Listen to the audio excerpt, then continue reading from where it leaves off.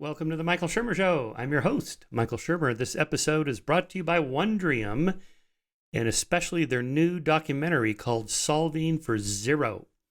This is a film based on Bill Gates' best-selling book, How to Avoid a Climate Disaster. And it's focused on really the optimistic solutions to climate change.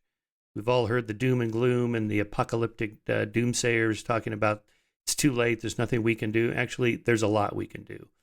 In fact, if you watch this, you can see we can actually get to net zero. That is, solving for zero is reducing our energy consumption away from carbon. And how do you do that? Wow, there's a bunch of really interesting technological solutions presented in the film. For example, there's this concrete that absorbs CO2 gases from the atmosphere. Right, it's like a building made of concrete or a road made of this concrete that breathes in the CO2 gases. And this is fascinating. There's another one, organization called the CIMMYT, which is developing drought-resistant, flood-resistant, and pest-resistant crops that can save the lives of millions. Or the Ocean Bird project, combining modern technology with wind power to cut emissions from massive cargo ships by up to 90%. And so on. There's just literally hundreds of different small things we could do. So instead of this being some sort of like utopian, here's the one thing we need to do, like just stop using all fossil fuels. Okay, yeah, good luck with that. Let's get everybody the energy they need through these new technological solutions that also solves the climate change problem. So check it out. It's called Solving for Zero. It's at wondrium.com. And if you access it through the podcast, that is wondrium.com/Shermer. You can watch it for free as part of your free trial, which you get when you access the site through their annual subscription service, which is the way everybody's going now. And it's a good way to go because the subscription gets you access to all of their ad-free content. I mean, literally hundreds and hundreds of college courses, documentary films, and so on. So check it out, wondrium.com/Shermer, and watch Solving for Zero. All right. Thanks for listening. Here's our next episode. This may be my most important podcast to date from a practical point of view. My guest is Adam Levin on identity theft and how to protect yourself from scammers, phishers, and fraudsters of all types. Adam's podcast is called What the Hack with Adam Levin, and his book is Swiped: How to Protect Yourself in a World Full of Scammers, Phishers, and Identity Thieves.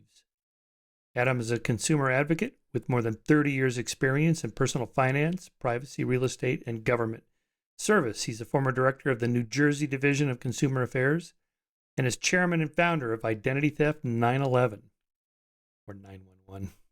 Chairman and co-founder of Credit.com and serves as a spokesperson for both companies. An expert on personal finance, credit, identity management, fraud, and privacy. He writes a weekly column which appears on Huffington Post and abcnews.com. You've probably seen him on TV. He appears a lot on such shows as Fox News, Fox Business News, Good Morning America, Fox and Friends, CBS Nightly News, ABC World News Tonight, scores of radio stations throughout the country. So we hit it all.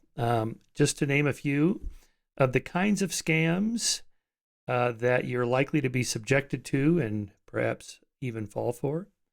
Wedding scams, shopping scams, car warranty scams, disaster scams, holiday scams, tax scams, credit scams, child identity scams, healthcare scams, Black Friday scams, grandparents scams, kidnapped child scams, Airbnb scams, vacation scams, IRS phone scams, fake bank account scams, real estate scams, gift card scams, and even affair scams like Ashley Madison.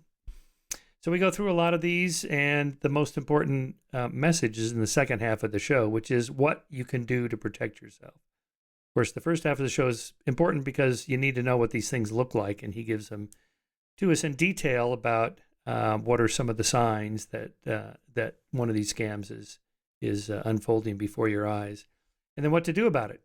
And in his opinion, it's not a matter of if, but when. You will get scammed. We will all get scammed. You may have already been scammed and you don't even know it. That's entirely possible, in my case as well. I've given some examples of that. And most importantly, I like to dig deep into psychological issues. So we also discuss to what extent he thinks people are naturally gullible and foolish and fall for these things, or are we, in fact, reasonably skeptical and push back and are able to think rationally and critically, but that the scammers are quite good.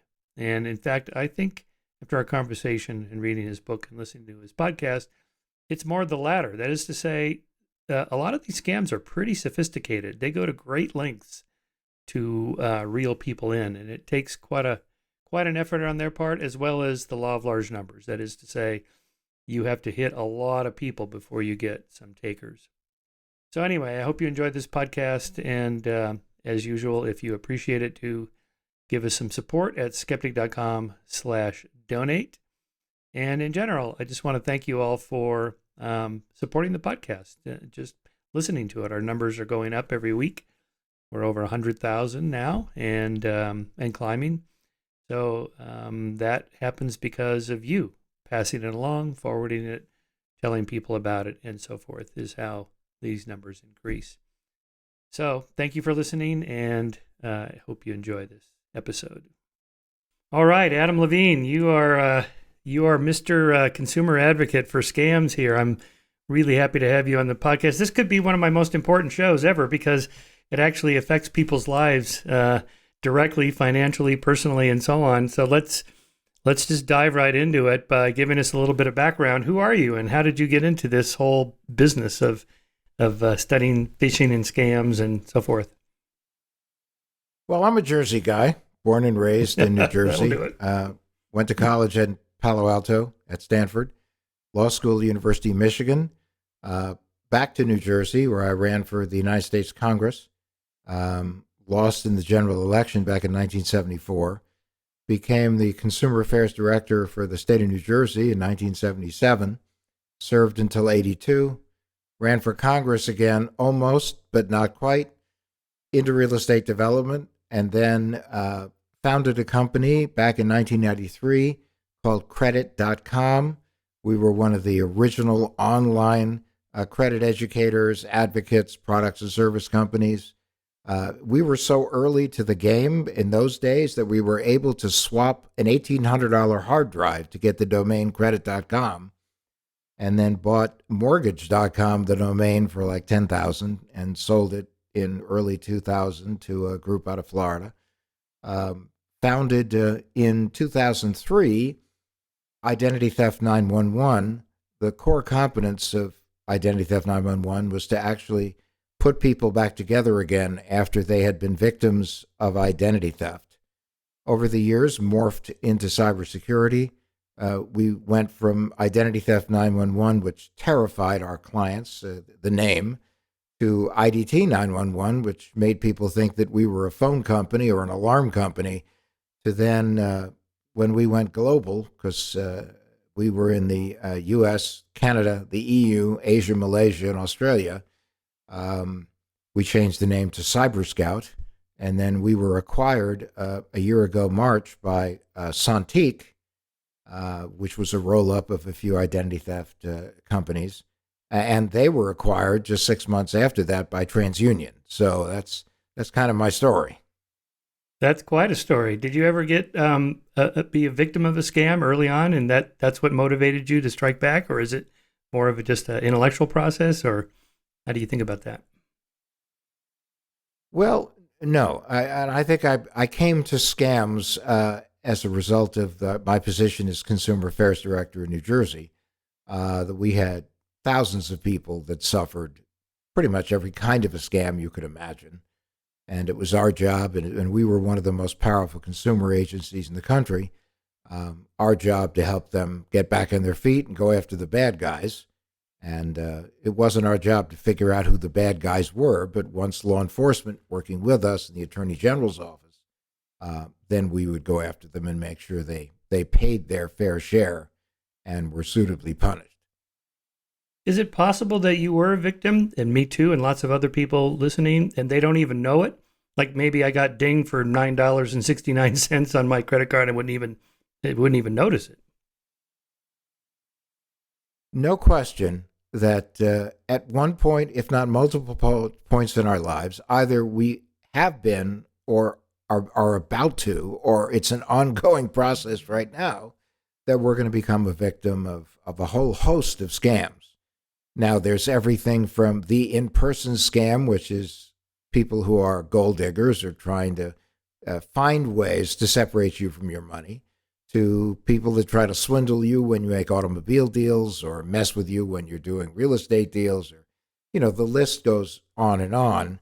Obviously, the attacks have become far more serious, far more sophisticated, in many cases, far more subtle than they were in the old days. We're not just talking about used car salesmen with pinky rings.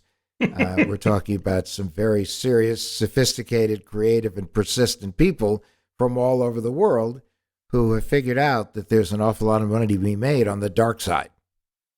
Have you happened to see either the Netflix series Bad Vegan or the other one, The Tinder Swindler? We just started watching The Tinder Swindler, but, for instance, on our podcast, What the Hack with Adam Levin, we have talked with a number of women who have become victims of catfishing scams. And I did a TV show a while back with two women who were both caregivers. They were in their mid to late 50s, and each one of them had been swindled to the tune of $60,000 by a catfisher. There was no relationship whatsoever between the women or the catfishers, but it's a serious problem. Imposter scams are a serious problem, and it's only a growing problem. Yeah, what struck me about both of these is that the women were obviously intelligent, educated. They were business people, entrepreneurs. This Bad Vegan woman had one of the most successful restaurants in New York City for years. She entrepreneured this, raw vegan food, and then she just kind of hooked up with this guy, and they sort of fell in love, and he was promising her all these, massive payoffs, because the restaurant business, as you know, is always kind of on the margins. Even if you're successful, a couple of bad months and you could be out. He was kind of a security blanket for her. And then the switch was when, he kept promising, when I get done with this deal overseas, and he was a special forces guy. That, of course, you can't check on that, or maybe you can, I don't know, but she couldn't. And, we're going to have like $100,000 a month coming in. And then the switch was, I just need you to send me $10,000 for this one little thing here, and then we're going to get the 100,000. Now you would think, right, okay, maybe she's in love and blind, and so okay, here's the 10, and you don't get it back, and then I need another 20, and then he just kept upping it, 50, 60,000. She ended up at $6.3 million before it all broke, and it was just stunning. And again, obviously, rational, thoughtful, intelligent, educated. She went to Wharton, Wharton Business School, and I think she had an MBA, and just unbelievable. So this gets to a deeper question about, in cognitive psychology, there's a big debate about to what extent we're gullible, or are we skeptical? Are we rational, or are we irrational? And, to what extent do we default to truth? We just kind of foolishly believe what people tell us. Or does it actually take a lot of effort to get the average person to fall for a scam? And, reading your book and binge watching your podcast, which is really great, I just couldn't help but kind of come back to this debate. I'm not so sure that we're that irrational and gullible and stupid. To me, I'm actually more impressed, after particularly reading your book, about how sophisticated some of these scams are. They really go to a lot of effort to reel people in and make it look like they can be trusted. Oh, no, this is a big-time business. You're talking about a multi-billion-dollar business that is estimated to go into the trillions of dollars in the years to come. And that's because people want to believe. Someone asked me a while back about young people. They said, well, young people must be pretty good at this because, they're cynical and skeptical. And I said, you'd be surprised. Young people tend to be targets as well of scams. Online scams in particular, and that's because I would like to refer to the newest series of generations as Gen I, not I like the person I, but I like invincible. They get online, and because they are digital natives, they think that anyone that's talking to them who's also a digital native, they get it. But unfortunately, some of them end up getting it because they trust too freely, and they get themselves into trouble. Mm-hmm. But like the woman in the Tinder swindler case, this guy actually had a private jet, or he had access to one, and he would take her around to these, romantic cities and these trips on a private jet, and eat at these best restaurants and stay at the nicest hotels. What she didn't know was this is all paid for by the next person down the line in the scam.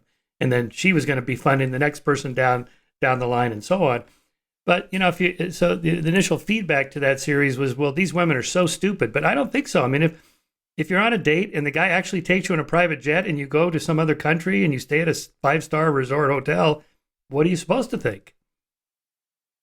No question that, as John Kennedy used to say, the appearance of reality is more important sometimes than reality. And these folks were, he was running a pyramid scheme, basically. And, it's very sad that people go through this. There was a case not too long ago of a woman who gave this swindler $2 million. And the only way her family found out about it is because her financial advisor started to get very concerned. You'll note now that you sign documents when you open accounts. If you're older, they ask you to identify a person of trust for the purpose of making sure that your financial advisor can communicate with somebody if he or she sees something untoward.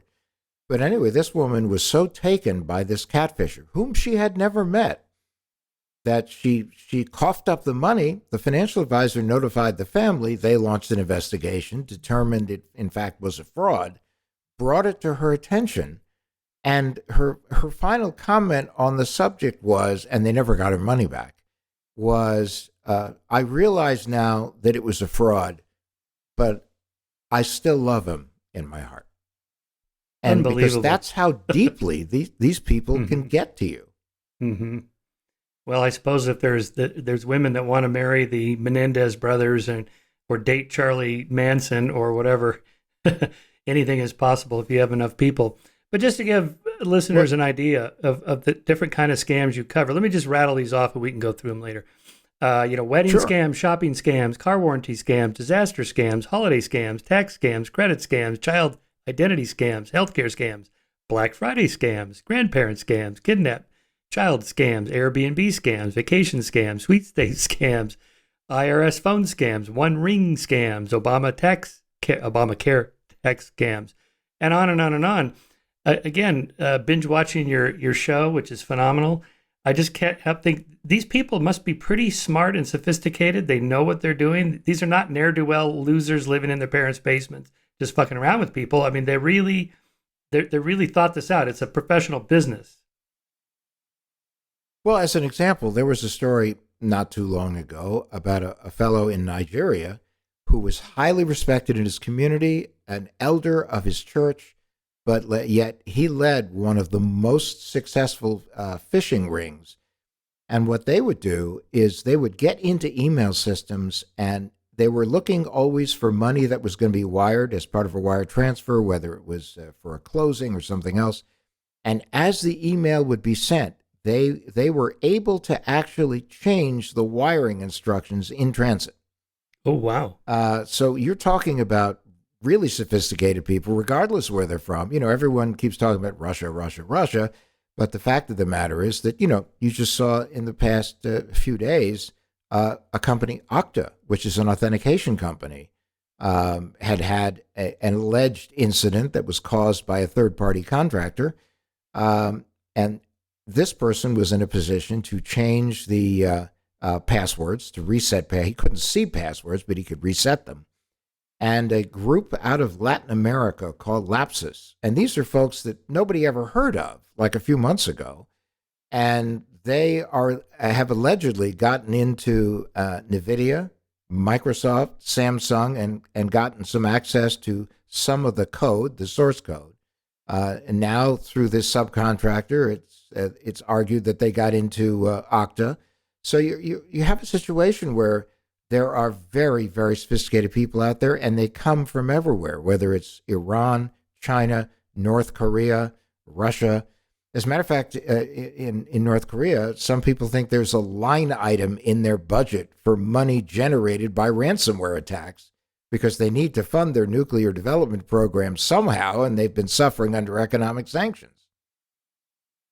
Yeah, another weird idea I had that I think is wrong is, if these people put this much effort into a real job or career, how much more successful and fulfilling would it be? But maybe they're actually making a rational choice. They really can make a lot more money, and it's a pretty sophisticated job. It's illegal, but hey, what the heck? And so it does pay off. There's no question that there's an enormous amount of money on the dark side. And, speaking of dark side, which was one of the ransomware gangs, there was a series of reports recently on Conti, which is a very dangerous ransomware gang coming out of Russia. And interestingly enough, they're now divided because many of their members support the Ukraine, many support Russia. They said they were going to hack on behalf of Russia, but many of their members have pulled away saying, wait a minute, no, we're not going to be part of that. But so they have scruples. The Conti organization, yeah, they're behind all kinds of mayhem. And what's interesting, so there was a report, Brian Krebs, who's, as you know, a well-known cyber reporter and an expert on Russia, wrote a multi-part report on Conti, talking about the fact that it's run like a real company. They have people who are managers. They have a human resources department. They're constantly recruiting new members. They have people fetching over the salary they're getting paid or the hours they're being forced to work. They get licenses to software programs so that they can analyze them, and they're always worried about making sure that their licenses are up to date. So, I mean, this has become just like, they always said that the mafia was one of the most efficiently run businesses in the world. Well, now some of these ransomware gangs and scammers, they're pretty efficient, and they operate like institutions. Right. So, assuming these guys don't submit their tax returns every year and list all their earnings, how do you know how much they make and how much we lose? And how do you keep track of all that? Well, there are organizations that are, make estimates. There are organizations, for instance, a company like Coveware, that they actually negotiate ransomware deals with some of these ransomware gangs. So law enforcement collects information because companies will indicate that ultimately they have to fess up as to how much this is going to impact their earnings for the year and how much money they may have lost. We know the consumers, based on consumer complaints to the FBI Online Complaint Center, as well as the Federal Trade Commission, have also talked about how much they've lost. But it's without question, a multi-billion-dollar business. At the least, some estimate $6 trillion within the next few years. Wow, that's amazing. And any one individual could make, I don't know, upwards of $100,000 a year or more. Just one of the line workers. Oh, more, because the money is pouring in. I mean, they estimate that Conti last year generated $180 million.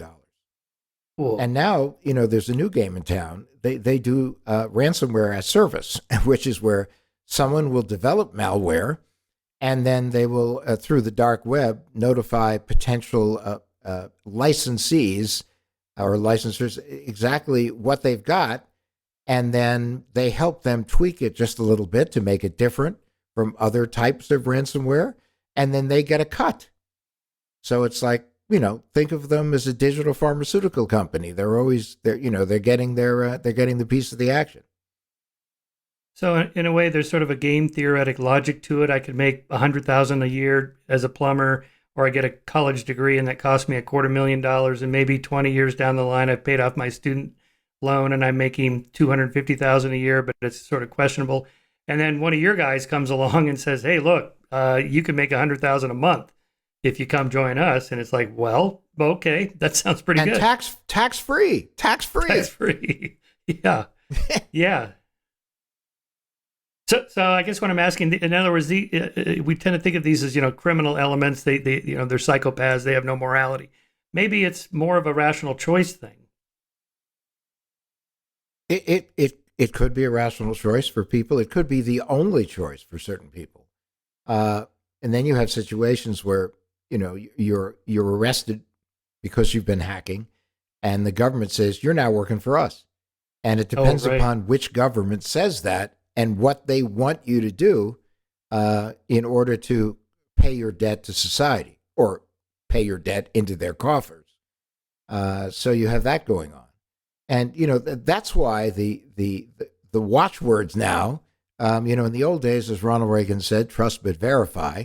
Today, it's never trust, always question, always verify. Right. So you've met some of these guys. What do they tell you? Like, this is why I did it. And what are some of their motives other than just money? Well, I have not met too many of the black hat hackers. I know gray hat hackers. I know white hat hackers. And certainly I know the hackers who know the hackers. And, there are four types of hackers. There are the state-sponsored hackers. There are the for-profit hackers. There are the because I can hackers. And there are the cause hackers. And, each group of hackers has a different motivation for why they do it. State-sponsored hackers, they may have no choice, or they may feel a sense of nationalism, and that's why they do it for their country. With for-profit hackers, that's obvious. It's just they're doing it for the green. Because I can hackers is there are hacking organizations like Anonymous, for instance, that have a viewpoint about the way the world should be and an anger toward the way the world is. And they hack to cause chaos, to send a message, to, in their estimation, sometimes shut people down that they think are operating inappropriately. They have their own code. And then you have as someone who will go nameless once said, the 400-pound hacker hacking while being on a mattress in his mother's basement in New Jersey. Right. So, there are all sorts of motivations as to why people do it. But one thing is for sure, most of these guys are really good now at what they do. Sometimes, however, when you have software as a service, you have like the gang that couldn't shoot straight that end up licensing malware from sophisticated gangs, and they will launch a ransomware attack on someone, saying, pay us and we'll decrypt the files we have encrypted, but they have no clue how to do it. So it's kind of like you pay the money, you never get it back. But that's just one form of ransomware. Then there's the double ransomware, which is first they lock up your files and say pay to get them released. And then they go, oh, hey, listen, by the way, we did steal the information in your files, so what's it worth to you for us not to release this information? And then there's triple ransomware, which is where they do the first two, and then they go to the actual victims, the people who were on the databases, and say, what's it worth to you for us not to release your information out there into the wild? And a couple of cases of that, there were 40,000 patients of a Scandinavian psychiatric organization that were hit by the ransomware gangs.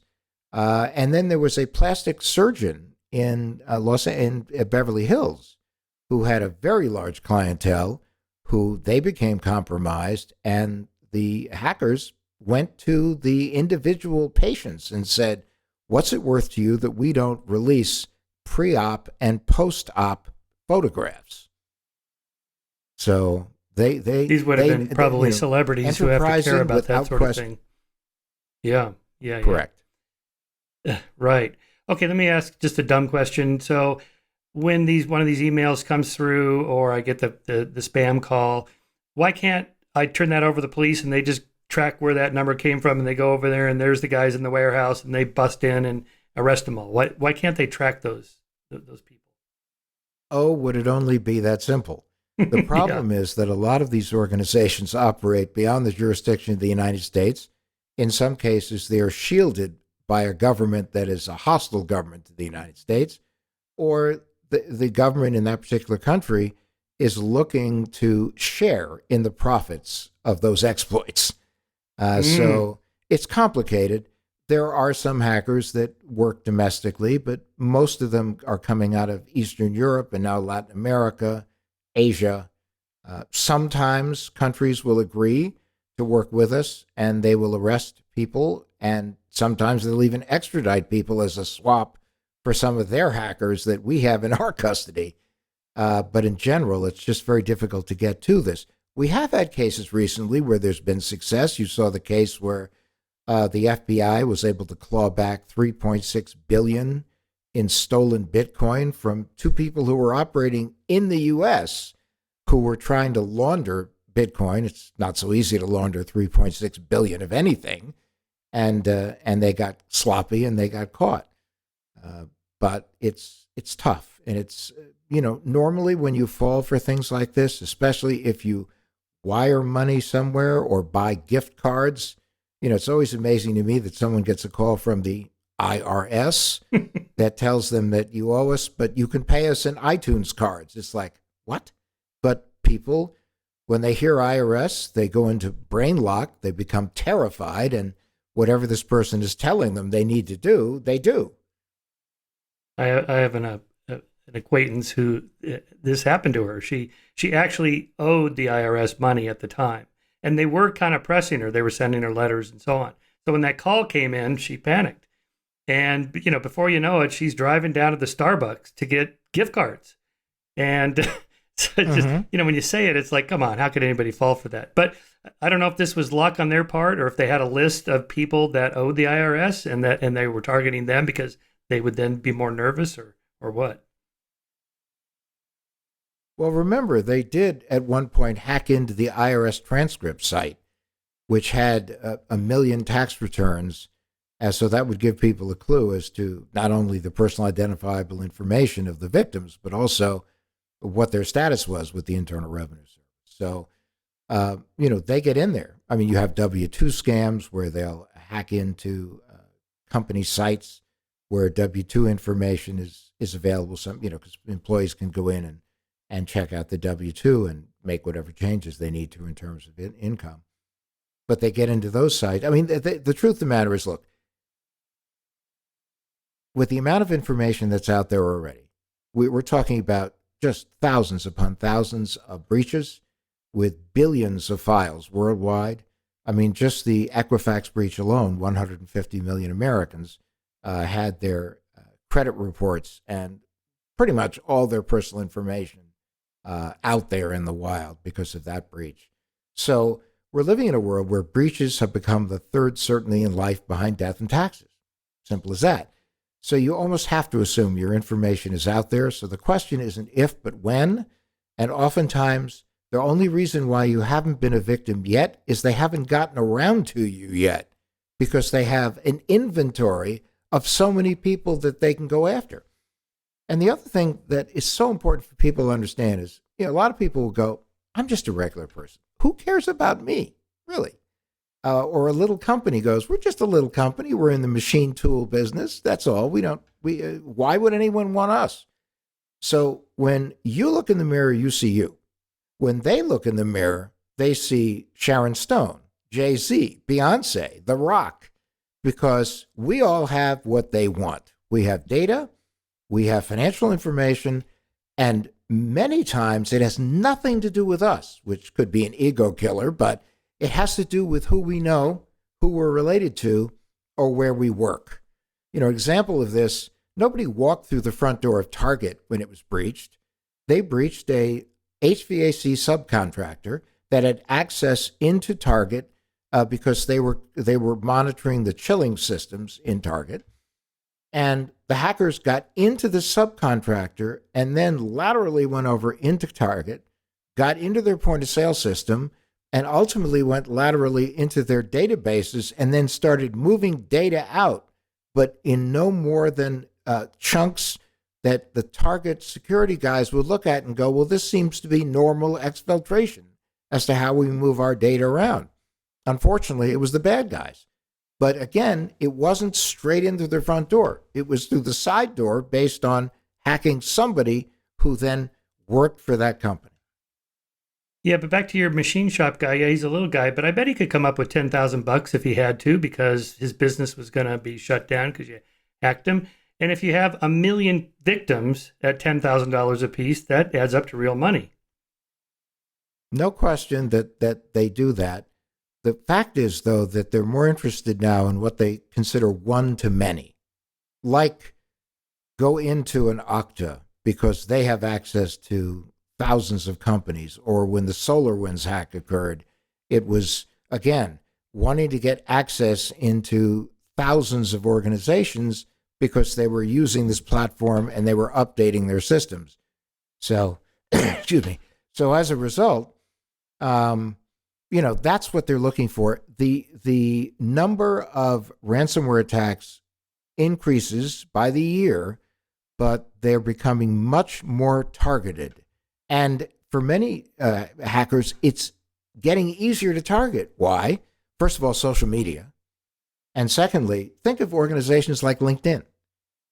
So let's say you're on LinkedIn, and then it goes, hey, do you want to know who else works with Michael?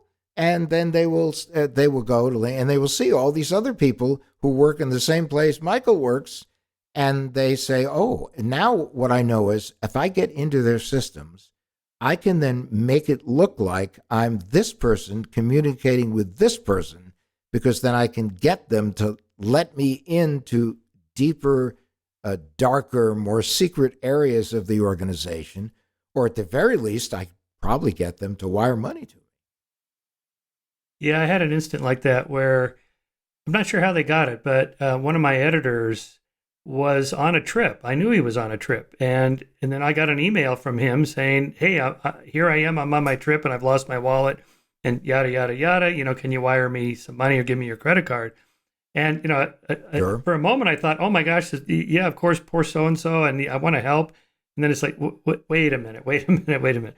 The skeptical alarms went off, and it turns out it was a scam. And I didn't send him any money. But just how did he know that my friend was on a trip? Maybe he posted something on social media or something like this? Yep. As a matter of fact, there was a site a few years ago called Please Rob Me. And it was dedicated for examples of people who, when they went on trips, they would share everything from when they went, where they went, how long they were going to be there, and when they were coming home. So if you were a stalker, it was like the North Star. And if you were a burglar, this was like Nirvana, because you'd know that, oh, we're all gone now. Here's us locking up our house to go on our trip. People have this thing about sharing every morsel of their lives on social media, and they give away far too much information. That's why one of the tips that I like to give people is when you set up questions and security answers, lie like a superhero. Clark Kent doesn't tell anybody he's Superman. Lois figured it out, but he doesn't do that. Batman doesn't run around saying, I'm Bruce Wayne, except in the new Batman movie. So, come up with things. If your mother's last name is Hoffman, say that it's Schwartz. If it's Smith, say that it's Brown. If you went to Ridgefield High School, say you went to Sky High. Just don't be so creative that when you have to answer those questions, you forget because you've been too creative. Another one was somebody took the list of TED Talk speakers, because I'd been one, so I got this email. It was like from the University of London, and we see that you've spoken with so and so and so and so, and we're holding this conference. We'd like you to come here, and what's your fee? So I saw who else they had listed, so I contacted those people, some friends, and they go, yeah, I got the same email. It's probably a scam. Anyway, but I drug this guy along as long as I could. Oh, well, my fee is $100,000, and I only fly first class. Oh, no problem, we can cover that. Yeah, okay, because I'm not a $100,000 talk speaker, right? It's like, yeah, okay. And so I kind of drug him on for as long as I could, and just to see when the drop was going to come, which was, oh, by the way, right. The terrorist organization here, it requires you to have this form, and it's a $1,500 fee. So the moment you take care of that through our associate here, then we'll wire you the down payment on your honorarium. I'm like, okay, there it is. Just waiting for that to happen. Well, you almost want to go, why don't you just net out the fee against my honorarium? Yeah, right, exactly. Stick it off the top. No, no. And what I ended up doing was I said, I don't have the $1,500 because I just paid my taxes. If you could wire me $100, then I'll go and I'll do this. And then he's like, no, we can't do that. So that's like Jerry Seinfeld with the customer service representative, Right. So Give me your home phone. I can't talk now, but give me your home phone number. I'll call you a little later after dinner if you don't mind. Exactly. So I have my co-host Bo loves to mess with anyone that tries to scam him. Keeps them on the line forever. Gets them talking, and it's one of those things where if somebody's going to try to get you, you might as well have a little fun with them. So. Yeah, exactly. I sometimes do that if I have a little free time. I haven't noticed the Nigerian spam scams in years. Did that just run its course? There was just nobody left to fleece? Oh, I'm sure that they're running those scams, just not here. It's a big world, so they can do that. But they're also the Nigerian scams are getting much more sophisticated too, like the gentleman who found ways to get into people's email and then sit like a snake in the grass and wait for someone to try to move money around. So these are the kinds of things that are going on there. But every day there's a new scam, and one thing is for sure: when you're dealing with hackers, scammers, and identity thieves, they never let a good crisis go to waste. They will always latch on to whatever it is, whether it's a flood, a hurricane, or tornado. Now they're launching scams relative to charities that are trying to raise money for people in the Ukraine. One of the things that was happening is that Airbnb came up with a great plan that, many people in the Ukraine prior to the conflict had made properties available for people to come and rent because Ukraine was a beautiful place and people wanted to visit. So what Airbnb did is they said, look, we'll waive guest fees and host fees, and you can use this platform to raise money that will come to you quicker, so that people who wanted to support the people of the Ukraine could be effectively renting Airbnb properties from these individuals.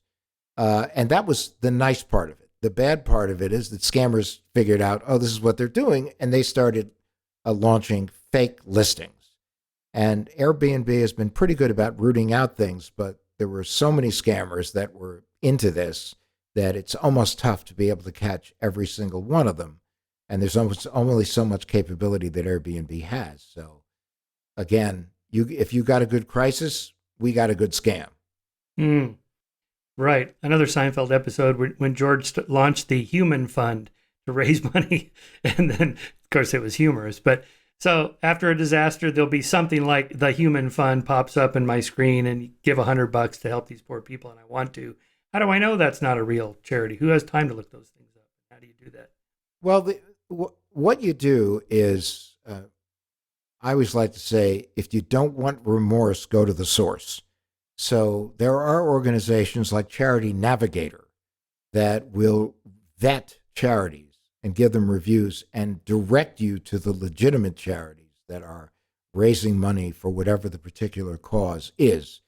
You can also check, if you see a charity, you can check with the Office of the Attorney General of your state or the Better Business Bureau, because everyone's keeping a pretty close eye on all of it, for guidance as well. Another thing is if you see the charity and you think about giving a contribution, go online, do some research, and look at reviews. Because if people feel that it's a scam, they will get loud about it online. Yeah, nice.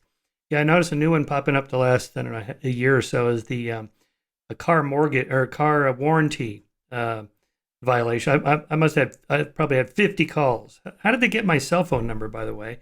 And what's the deal with how did they get money? I haven't even followed up on that one yet. Well, they buy lists. Lists are available for sale through data brokers, and they get the list and they simply go on the list and they make the calls. And they'll tell you exactly how you want them to. They want you to pay them and when.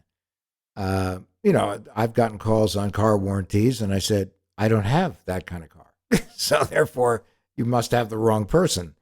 But they will keep trying. Wherever there's a list to be bought, they'll buy it or steal it, and then they will use it. Any idea what percentage? So let's say you had a list of 1 million people. What percent would fall for it? Well, I mean, some really successful scams have gotten as much as, let's say, 5% of the people. There are some that may only get 1/10 of 1%.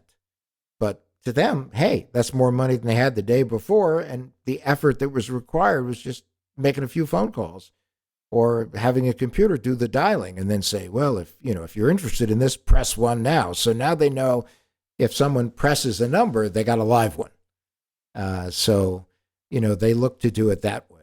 And I think it's so important for people to understand. Look, we all have day jobs. We work, we raise families, we're getting an education, we're involved in philanthropic activities, we own organizations, we're affiliated with charitable organizations. That's our day job, raising a family. To a hacker, a scammer, or an identity thief, we are their day job. This is it. This is all they do. Many of them, depending upon which country they're in, don't work more than 9 to 5. But in that time period, they make a fortune over time. Right. So maybe most people are not that gullible, but with the law of large numbers, you're going to get enough hits to make it pay off. And so they do. Yeah, that's interesting. All right. So let's think about... oh, yeah. I'm just going to go ahead and kind of walk us through what are some of the things we should do to protect ourselves. Some of the obvious ones. You had your 3 M's. All right. Well, this is my favorite part. So yeah, in the book Swiped, Bo Friedlander and I developed, and he's my co-host on What the Hack, we developed what we call the 3 M's, which is a framework for the way people should be approaching now how to deal in a world where, as I said before, breaches have become the third certainty in life. So the first is, how do you minimize your risk of exposure and reduce your attackable surface in a world where there are 35 billion, that's Dr. Evil, pinky to the lips, billion Internet of Things devices that are tracking, that are listening, that are supposedly sending information back to manufacturers. They could, in fact, be sending information back to hackers if they've been compromised. And the problem with Internet of Things devices is they come with default passwords, manufacturer default passwords, and nobody changes the passwords. And those default passwords are available for sale on the dark web, whether it's a big screen TV, a refrigerator, a toaster, a coffee pot, a smart mattress. I mean, you list whatever you're thinking, HVAC system, security system, baby monitors, computers, printers. These are all Internet of Things devices.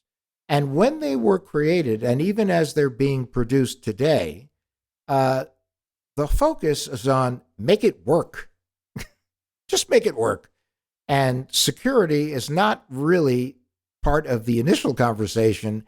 And for many, it becomes a bolt-on. And the problem is when security is a bolt-on, that's when you have an issue. That unless security is built in to the core of the product, and a friend of mine, Anne Kavukian out of Canada, who was the former information minister of Ontario, she created a concept called privacy by design, security by design. And that's where products and services are built from the beginning with privacy and security built in as the core. So how do you minimize your risk of exposure with all this stuff going on? Well, it's some of the stuff you've heard. Long and strong passwords. Do not use a dumb password. And for heaven's sake, it doesn't matter how long or strong it is.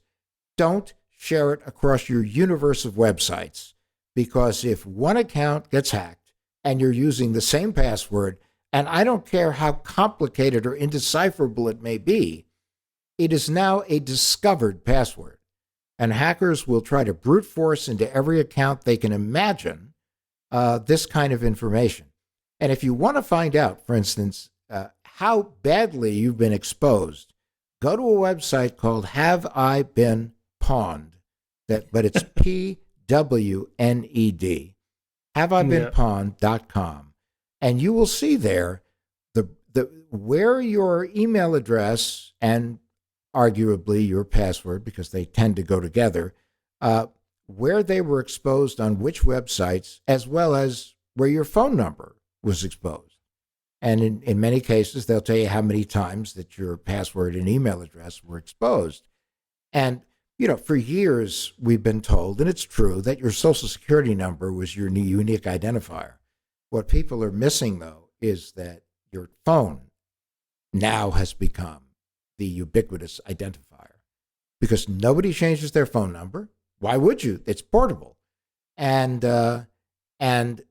as a result, it's with us forever, and we give it to everyone without even thinking about we're giving out our phone number. Wherever you go, whether it's a loyalty program, frequent flyer miles, whenever you buy anything, what's the first thing they ask after they try to get you to buy an extended warranty? Let us put you, are you in our system? If you are, just dial your phone, put your phone number in. So all this information is out there. So long and strong passwords, use a password manager. Then you don't have to think. All you need to have is a good password for your password manager. And then if it's actually a physical device, you just have to remember where you put it. Although you can get a password manager on the systems that are multi-platform. So that's good. Two-factor authentication. That's where when you start to log into an account, something will pop up and would say, would you like us to send the code to your phone, to your email? That is one additional layer. It's not the silver bullet, because people have actually found ways to steal people's phone service. It's called SIM swapping. And it can be as easily as somebody calling a customer service rep at a phone company and knowing enough about you to get them to give it up or pay somebody off at the phone company, which has also happened. Two-factor authentication. Do not click on links or open attachments just because you think that you know where it comes from. You have to independently verify where they come from. And even then, I may get something on social media and I may say, this is the coolest thing ever, and I forward it to you. So, and you even contact me and say, Adam, did you send me something? And I go, I did. Except I didn't realize there was malware on this thing that I just forwarded to you because it was in a mistake.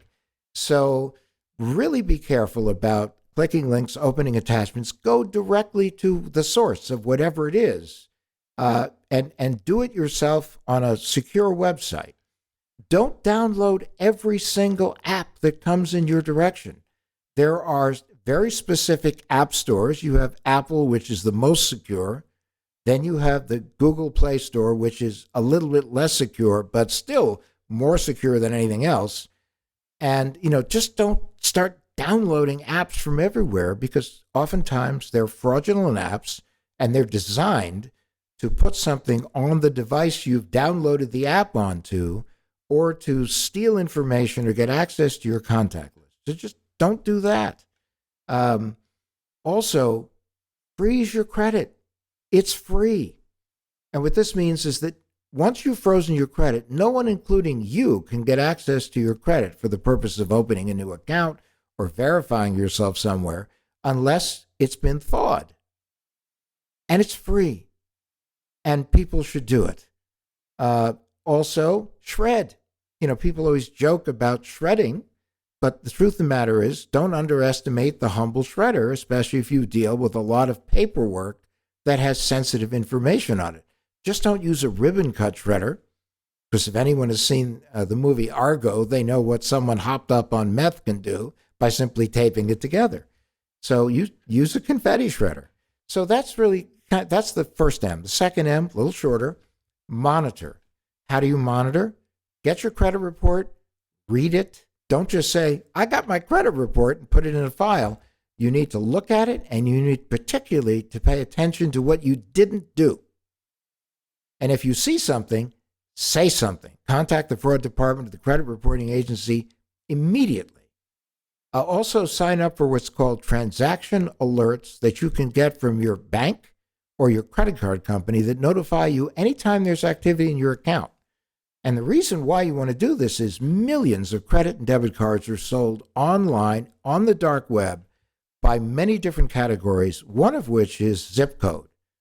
And it's designed to evade bank tracking systems. So if you're charging in an area that you normally charge, or where you work, or where you shop or live, the bank may go, yeah, that looks about right. So as a result, but you will know when you get this notification that it wasn't you. So do that. Believe it or not, read explanation of benefits that come from your insurance company. We had a client, a woman, 72-year-old grandmother, that on the same day, from opposite sides of the country, her insurance was charged for a sperm viability test and a pregnancy test. That's right. Fraudulent laboratories. They were doing, they were doing that. There's also more sophisticated forms of monitoring. And then the third M, very simple. A lot of people don't realize that through their insurance company now, as an endorsement to their insurance policy, through some of their financial institutions like credit unions more than banks, because they're more consumer-centric, and where you work, the HR department where you work, there are programs now available to people to help them get through identity incidents, where there is a professional and they will do the work. They may send you the letters to sign, but if a phone call needs to be made, they'll make it, and then they'll add you into the phone call. You don't have to sit there with your life passing you by waiting for someone to get on the phone. How many times do you hear, we have unusually long call lines right now, but we'll be with you in the next hour. So they'll do that. So check with your insurance agent, your financial services rep, or the HR department where you work and say, do you have a program to help me if I have a cyber or identity theft incident? Am I in it already as a perk of my relationship? Or what do I need to do to get in it? And is it free? Is it deeply discounted? Or what is it? What do I need to do? And I guarantee you, whatever it is, it's the cheapest money you ever spent compared to the agony that you will go through if you become a victim of identity theft. And in particular, new account, criminal, child, medical. These are scary forms of identity theft. The 3M is, what's the third M? Manage the damage. Oh, so manage. Minimize, monitor, manage. So if I go to my credit agency and get my report and I see somebody has checked my credit from some mortgage company, but I haven't applied for a mortgage, what would I do? Well, the first thing you would do is contact the credit reporting agency and say that you think that something is amiss on your credit report. You would also put a fraud alert on your file, which is a 1-year alert now that notifies anyone that if someone shows up as if they were you, that the credit extender has to confirm with you that it's really you. And, more and more now through credit reporting agencies and third-party organizations like Credit Karma, Credit Sesame, Credit.com, and a few others, Aura, they have alerts. They not only monitor the dark web to see if your information is on there, but some of them have what's called instant alerts or me, not me, which means instead of saying, Michael, 6 weeks ago, someone opened an account in your name. This is where, Michael, someone's attempting to open an account in your name right now. Is it you, yes or no? So those are important things to do. So you notify the credit reporting agency. If you start seeing more of these pop up, then you contact your police department. You contact the Federal Trade Commission. You need to get a police report. I mean, if it turns out that you are in fact a victim of identity theft, you can't get the reporting agencies to do pretty much anything without being able to show them a police report which confirms that you really reported an incident. So you believed it was real, because they don't want to get involved in something where you're trying to simply clean up your credit, so you'll report everything as a potential identity theft situation. So that's why if you're willing to go to the police, they think it's the real deal. You may also want to contact the mortgage company and say, I had nothing to do with this. One of our episodes, you may have heard it, our friend Noah, who got a phone call from an automobile dealer in another state saying that we just need to confirm that, you are the person who walked in our door with supposedly your driver's license, except the picture didn't look right. And there was something about the person that just didn't feel right. So that's why we wanted to contact you directly. And he said, I have no idea what you're talking about. And so he immediately filed a police report and did everything else he had to do. The police weren't terribly responsive, but do not walk out that door without them having taken a police report. Even if they say, we don't know if there's anything we can do about it, the answer is just by giving me a police report, you're doing something about it. Yeah, my wife had her debit card stolen out of her car, and we figured it out within an hour or so. And so we immediately called it, and we could actually see where he was because the charges were coming in as he was moving uptown and stopping at different stores to buy stuff. To their credit, this was Wells Fargo. They did not charge us. We got our money back. But I did wonder, what if it was $100,000 and not a couple $100 that they got? Did the bank companies and credit card companies, did they refund money like that always, or they have some cutoff criteria? No, many of them do. I mean, in the old days, there was a $50 liability. Now it's down pretty much to zero when it comes to credit cards. With debit cards, it relates to when you notified them that there's a problem. I mean, if you don't even remember you have the card and somebody runs up, some staggering amount of money, you will know something is wrong because all of a sudden money will start disappearing from your bank account. That's why it's always important whenever you do a transaction, especially online, use a credit card, not a debit card. And for people who say, I'm trying to help myself here because I can only spend what's in my bank account, so therefore I'm going to use a debit card as opposed to a credit card. It's time for an adult moment. Then use your credit card, but in your head, let it be a debit card. Because credit cards have much more extensive protections. They have better warranty policies. And remember, with a credit card, it's their money. With a debit card, it's your money.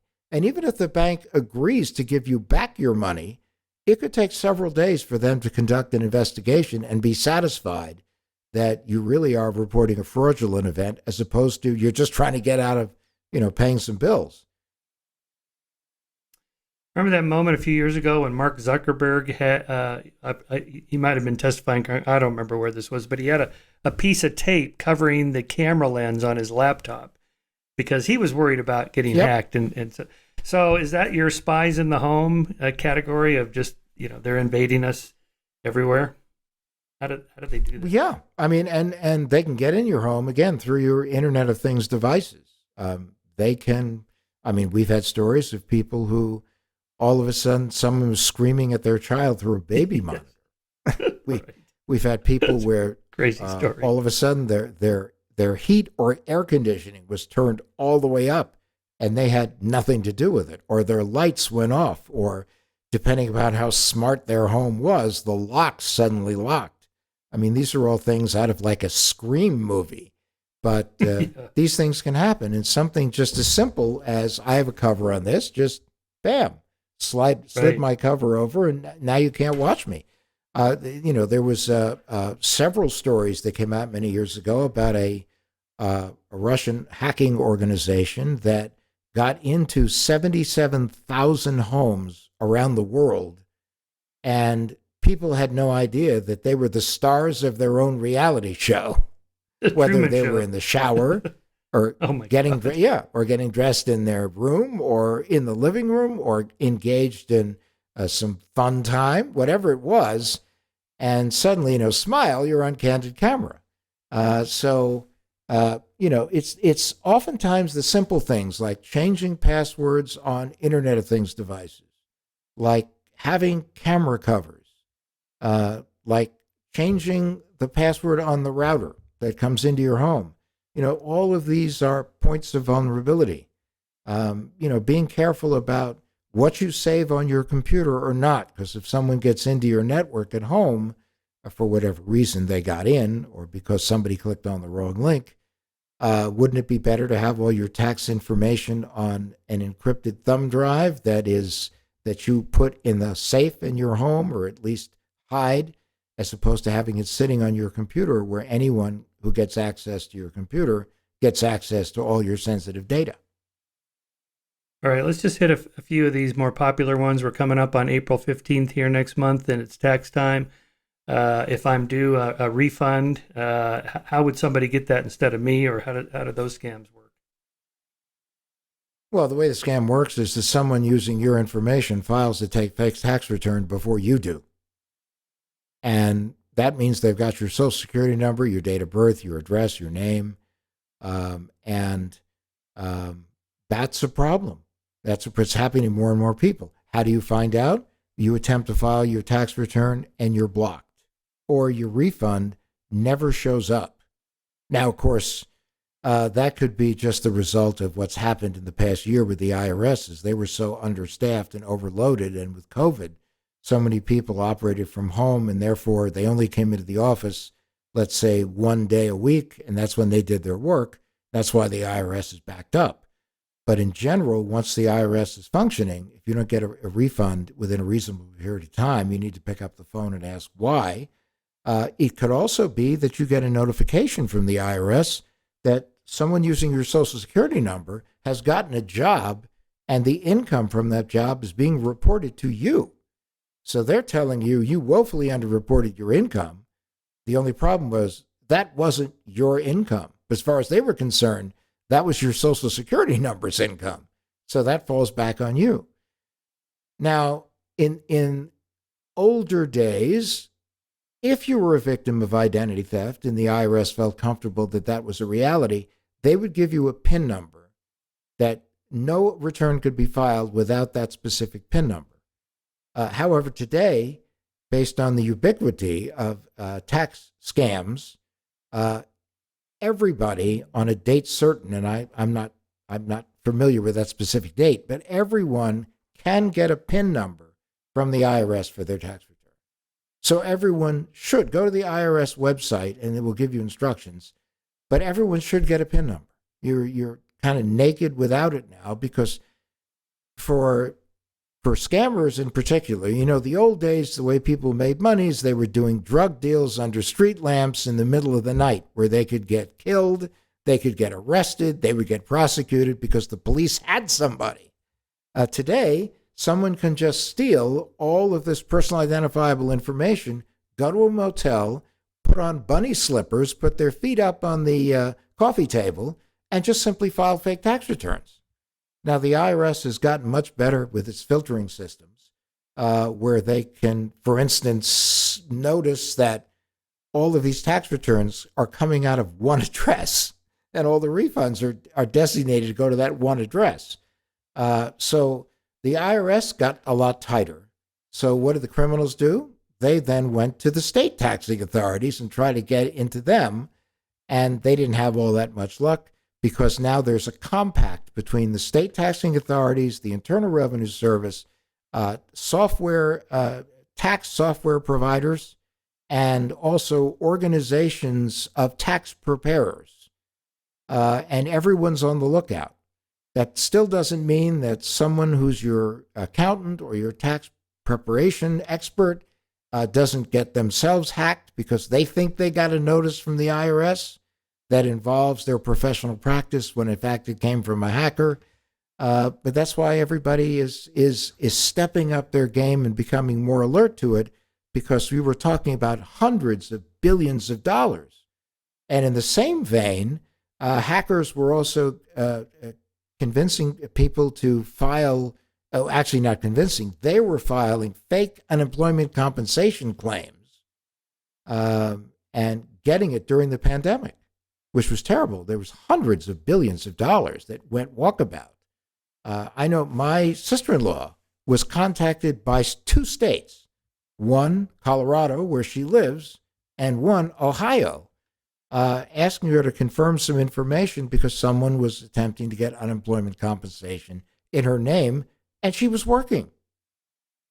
And oftentimes, the only way people find out about the fake unemployment compensation claims is when someone from the HR department or their manager walks into their office and goes, "Why are you collecting unemployment compensation?" They go, "I'm not." They say, "Well, somebody is in your name." Wow, that's incredible. Yeah, a few years ago, I was involved in a court case in a 1099 OID fraud case, which I knew nothing about. I was kind of an expert on cults and people who fall for them. This turned out to be the sovereign citizens who don't believe that the United States is a legitimate country, and therefore you are your own president, sheriff, whatever. And they're also kind of Second Amendment people. They live off the grid and so on. But this 1099 thing turned out to be legitimate. That is, you can, let's say, own a piece of property and you can deduct in the future the losses you're going to take and take that now this year and then get a refund. And apparently people do this and it's legitimate. And this company that was selling this, and the client that I was part of the defense team of, he bought into it, was that you just make up a property that you've not really lost any money on, and then ask for the refund. And to my astonishment, I saw the check from the IRS this guy got. It was like $475,000. I went, holy moly, who's mining a fort over there? And then he made a mistake of asking for like $2 million the next year. And they thought, oh, wait a minute. And they came and investigated. And also he bought a boat and a new car, and he wasn't very smart about this. Yeah, they do. And the other thing is, people post so much on social media. They forget people are looking. Government agencies are looking. Right. Divorce lawyers always said the greatest boon to their business was social media.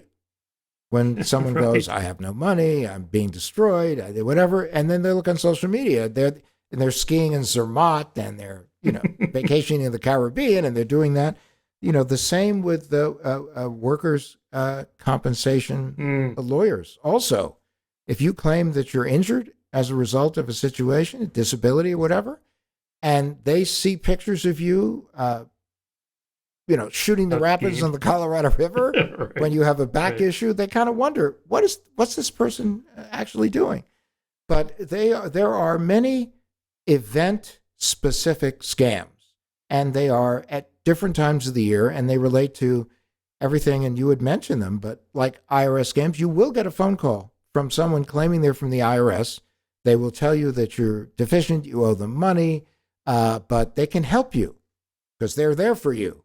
All you need to do is buy some gift cards and then give them the authorization code. You have vacation scams, because it's the time of the year when people take vacations. You have travel scams. You have rental real estate scams.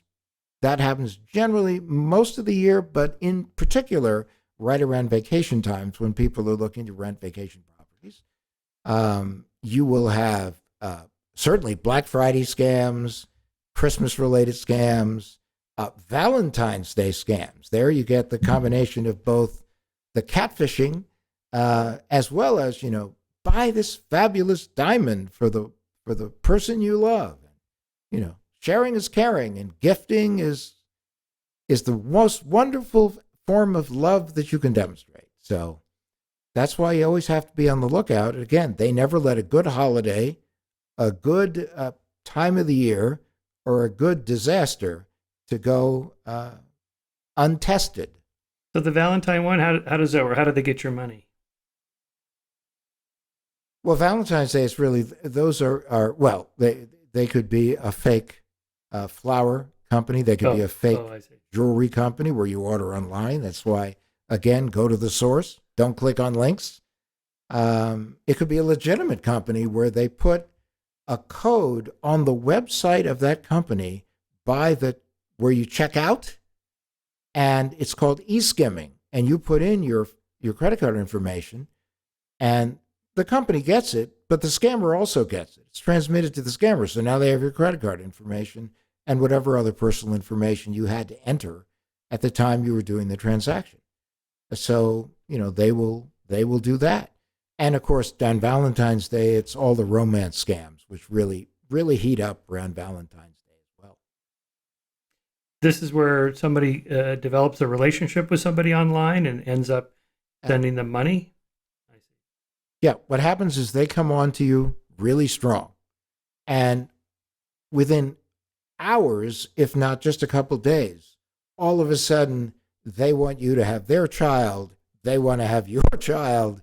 Uh, their communication with you is very romantic. It's flowery. But then when you say, well, let's have a conversation, it's my phone unfortunately got shut off because I didn't have enough money, but I'm communicating through my friend's computer. Or I would love to come see you, but unfortunately, someone just kidnapped my kid. There was actually a case like that.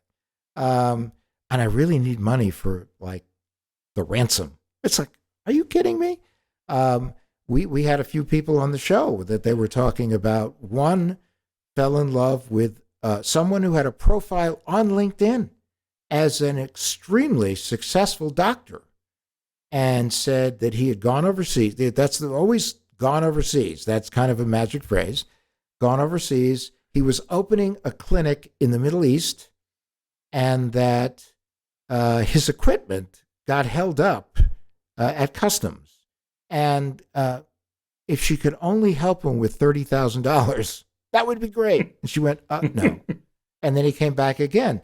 But usually what happens is they come on too fast, too strong, too emotional.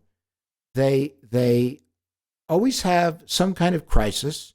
If you read the language and think about it, or even copy it and paste it on Google and search it, you may find it in sonnets of Shakespeare or novels about different things.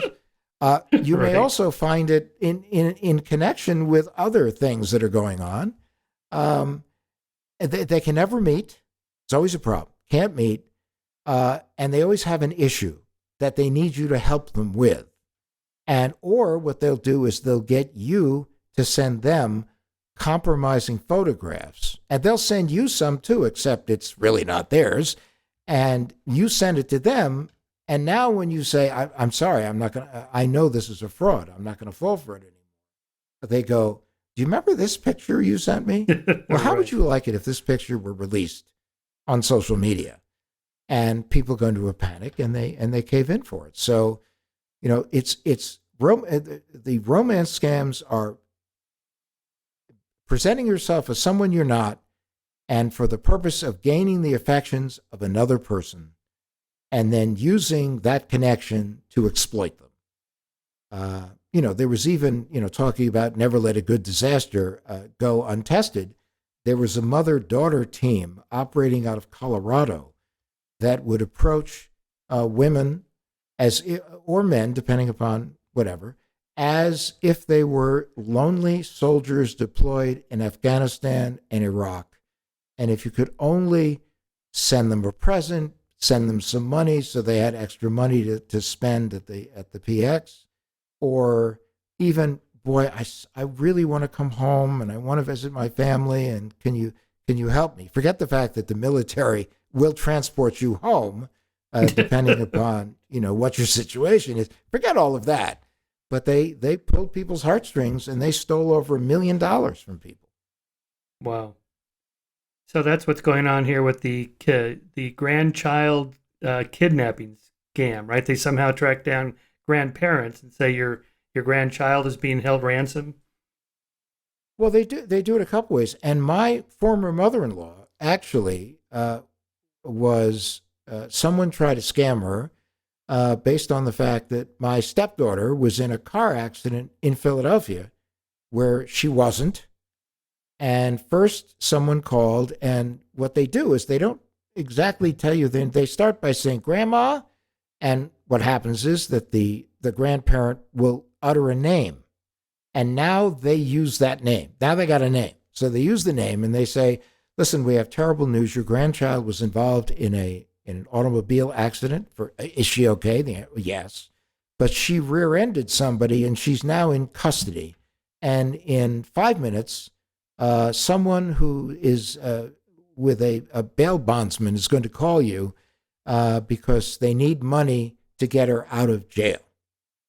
And then 5 minutes later, someone calls representing themselves to be the bail bondsman and says, we need $2,600 to post bail, and then we can get her out and get her back to you. Now, luckily for my mother-in-law, that her daughter was in the house and heard this conversation, and her daughter worked for an automobile insurance company. and her daughter got on the phone and said, well, wait a minute, nobody goes to jail for rear-ending somebody. So what's this all about? Of course, click, the phone hung up. Click, yeah. And it was part of a scam. Then they have the kidnapping scam, and that's where, I don't know if you ever saw the $1 Million Broker it was a TV show in New York, but one of the guys on that show got a phone call that was supposedly from his wife or a kidnapper saying that he had kidnapped this man's wife, and that what he wanted him to do is stay on the phone with him, go down to the closest ATM machine, and then get money out, and he would be directed as to where the money was to be left. And they actually have a woman who starts screaming in the background, uttering the name of the person. So it feels very realistic. And what happens is people panic, and they don't do the first logical thing, which is to text the person and say, are you okay? And those who do, they get the text going, I'm fine. What are you talking about? But meanwhile, right. These people try to keep you on the phone as you go to an ATM machine. Now, remember, in most kidnappings, kidnappers want to get off the phone as fast as possible. In the case of these scam kidnappings, they want you to stay on the phone with them as long as possible. And in some cases, it works. But now, as the word has spread about this, less and less people are falling for it. Isn't it the case that most kidnappings are not done by strangers, but by estranged spouses in a custody dispute? Well, certainly a large percentage of them are. And you also have another situation with the explosion of social media, is so many parents will go, we're at little Susie's second birthday, and here we are at such and such a park. And they have pictures of Susie, they have pictures of the park. And a day or two later, someone will show up at the park and will approach little Susie and say, I am so sorry I missed your birthday. I know you were 2. I know how important that is. I have a wonderful present for you. Just come with me to my car because I want to present it to you. I didn't want to walk up holding a package because that would ruin all the fun. And that's why parents have to be much more circumspect about the information that they post about their kids, or at least post it in environments that are restricted, where the security measures have been instituted and you have locked up your account as best you can, and only allow people who you have allowed to friend you actually see whatever pictures you're posting. Yeah, I was just thinking about that older story of the woman who married one of the Rockefeller grandchildren, although it turned out he wasn't a Rockefeller at all. He was a con man. But he strung that along for several years. I think they had kids and they owned a home, and all of a sudden, he just... But she never met any of the Rockefeller family, and he always had some excuse. Oh, well, they don't like all the fame, and they don't want attention, and they like their privacy and that sort of thing.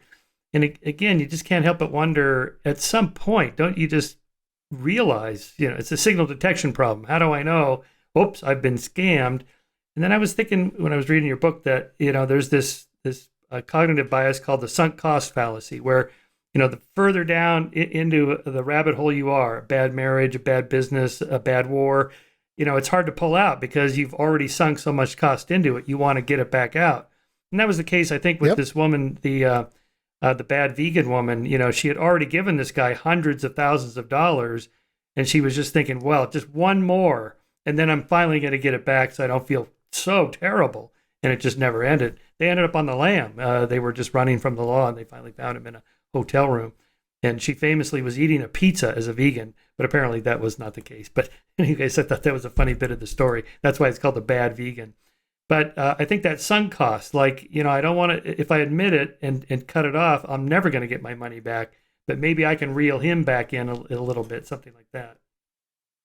Well, I have a friend who, this was many, many years ago. He told me the story. It was, unfortunately, there's nothing could be done by the time he told me the story.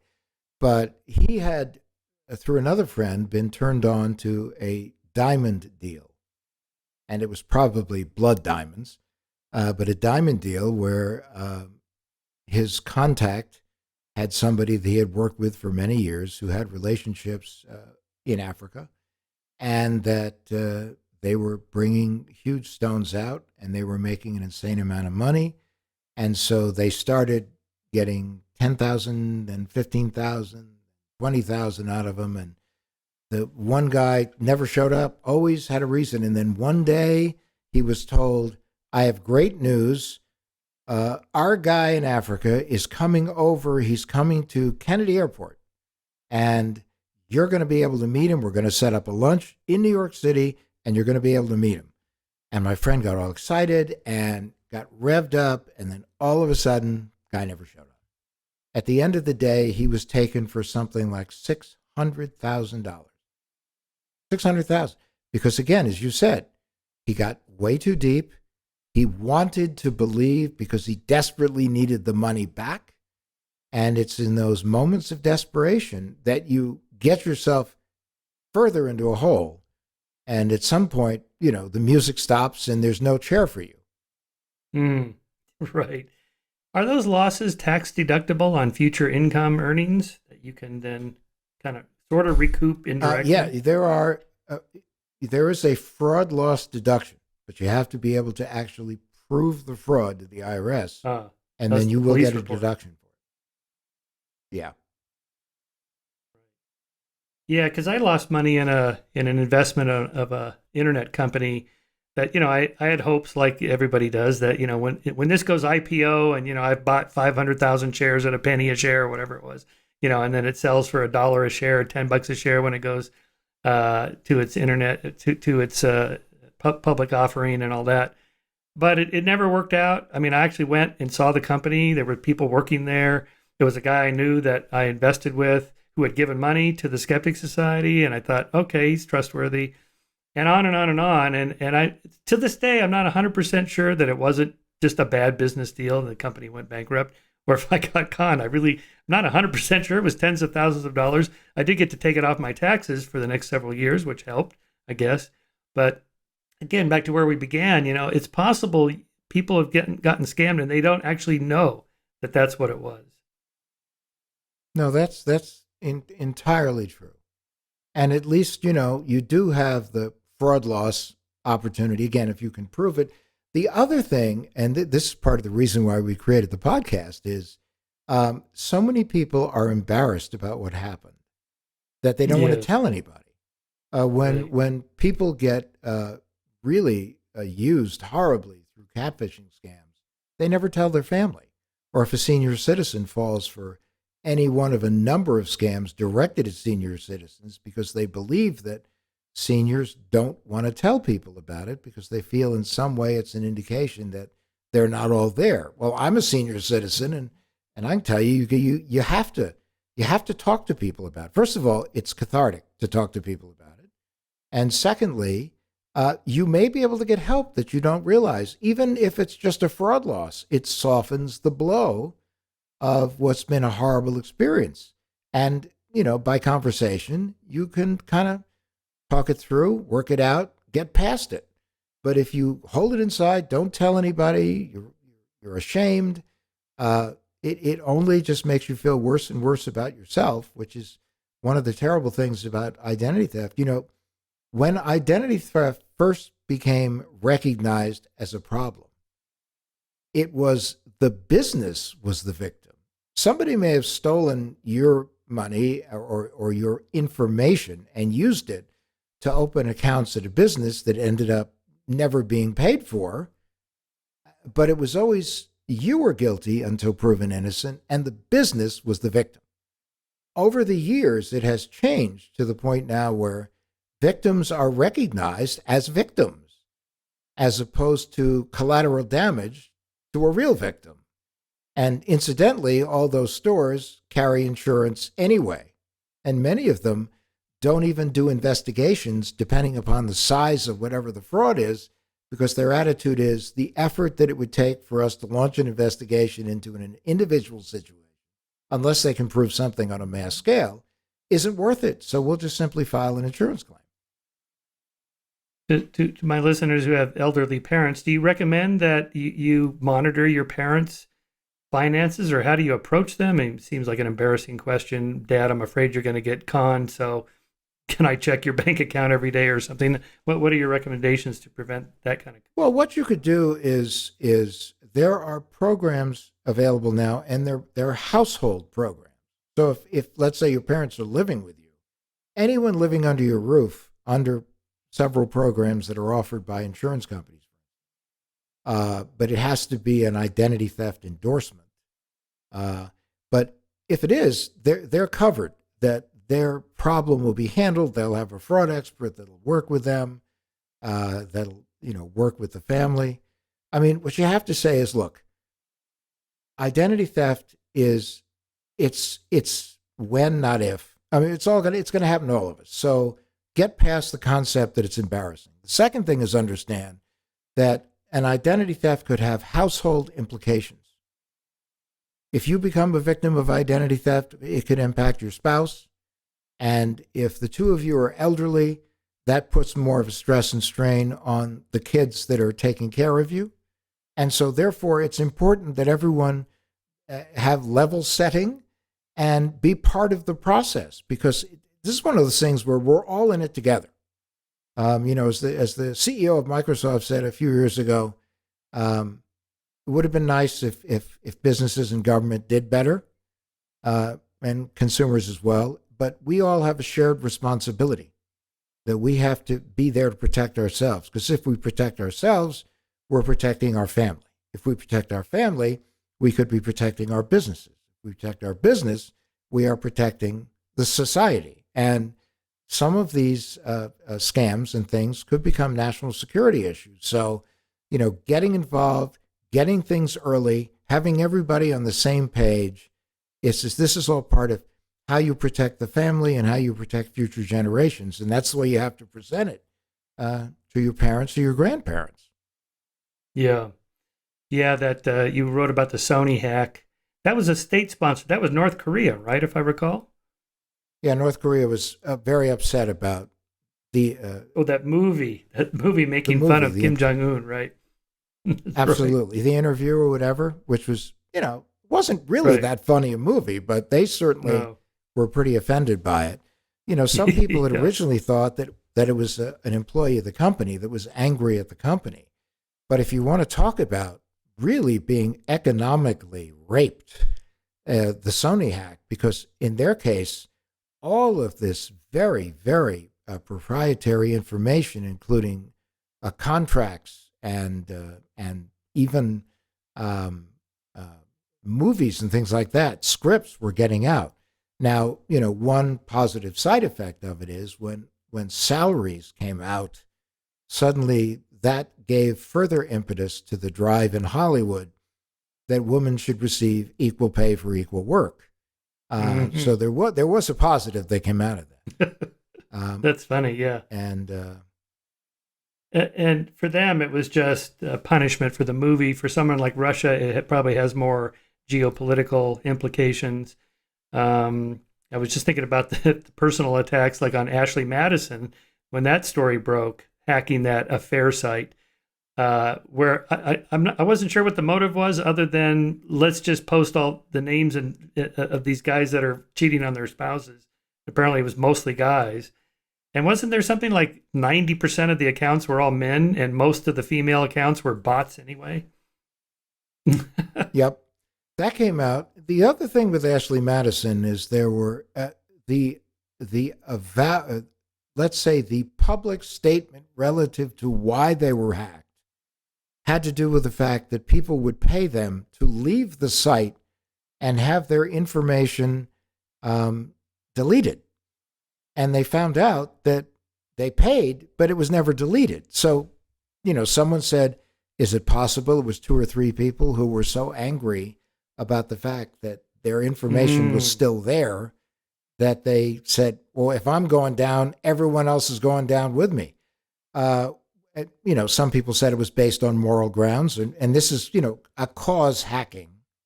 It could also be a vengeance hacking. But what's interesting or sad is that the business of the Ashley Madison group increased within a year after that whole incident. What? Really? Even with the disclosure, even with the disclosure that, now I don't know where they are these days, but even with the disclosure of, all of the things that were going on, and the fact that a lot of the people on the site were fake, that they were botnets, and that this is a situation that led to suicides. And this was great for divorce lawyers. Ashley Madison was one of the gifts from heaven for them. But people do have a tendency to just sort of forgive or forget or not care after a while. And that's another thing that's a sort of a dangerous byproduct of all this is people shouldn't forgive. They shouldn't forget. They really should care about it. And they should, do business with organizations that protect their privacy and protect their security. And organizations that show a reckless disregard for that should be punished. And one of the ways you get punished is loss of trust, loss of customers, loss of prestige. All right, let's just wrap this up here because I know you're busy with a real job, unlike me. And I just wanted to ask you kind of the bigger hacking picture. I have a friend up here in Santa Barbara where I live who works for an internet security company, a big one. And his boss, guy named Dan, challenged Elon Musk online that your self-driving software is going to get hacked. Anyway, this ended up in an interesting exchange online with Elon because Elon thinks his software is secure. This guy, Dan, who runs his company here, says it's not secure. So here's the argument that at some point when all cars are online, some hacker could take over my car. And not just my car, like all the cars, like all Teslas are going to do a sharp left turn now, take over my steering wheel. When I first heard this, I thought, this is ridiculous. I'm sitting here with my car and my steering wheel in my hand. And my friend says, but you're online, right? You have the nav system. Yeah, I'm online. Well, you're on the internet. Somebody could hack your car. Do you think this is a legitimate threat? Is this something that, as a society, we should be concerned about, like hacking all self-driving cars and whatever else, the electric grid, massive disasters like that could happen? Yeah. I hate to be, Dr. Death on this subject, but the truth of the matter is that we're all vulnerable. We're all exposed. Every year at CyberScout, which is my former company, we would have something known as the Privacy Exchange. And one year, we had the two guys that hacked into the Jeep. And, first of all, it was like dinner and a show. They were two of the funniest people I ever met. And I think they went on to Google or one of the other big companies working with autonomous vehicles. But they actually proved they had one guy with a device and the other guy was driving. And all of a sudden, the wheel pulled to the left, the heat went on, the air conditioning came on after that the radio suddenly started blaring, and then they drove it into a ditch just to prove that they could do it. And one of the guys was saying, wait a minute, you're driving me into a ditch, I'm your partner. But the truth is that was a problem, that there has been a drive within the, not a pun, a drive within the automobile industry, especially now that everything is becoming so digitally connected, to make much tougher security protocols, stronger security protocols in these vehicles. And, in some cases, in order to actually take control of a vehicle, you may have to get close enough where you either put something in the vehicle or it has something to do with the key fob. But I know that Tesla and a lot of the other companies have been working very hard on coming up with even more secure things. Because again, every time we think we got it right, somebody will come along and find a way around it. And that's what happens. And as the technology that makes us powerful also makes us vulnerable. And every time that we have a significant evolution in science, in technology, it takes a little bit for security to catch up. Because remember, the first priority is unfortunately, make it work, as opposed to make it work in a secure and private manner.